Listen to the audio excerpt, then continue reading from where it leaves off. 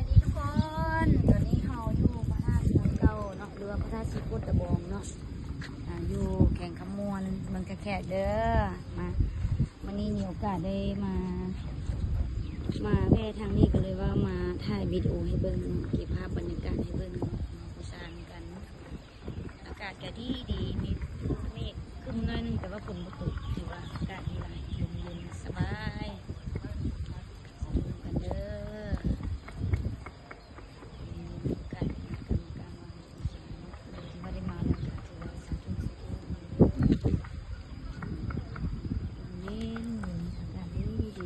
ขอบเขตบริเวณวัดกระปุก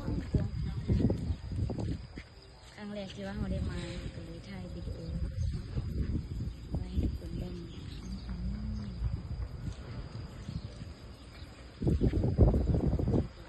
กำลังก่อสร้างต่อเติมเป็นจำนวนเป็นขึ้นแล้ววันนี้สิพาขึ้นไปเบิ้งท่านกันอันนี้นาปกเกือบผู้ใดสิเข้ามานี่ต้องได้เซซินเด้อผู้หญิงเนาะนี่เซซินแบบนี้แหละ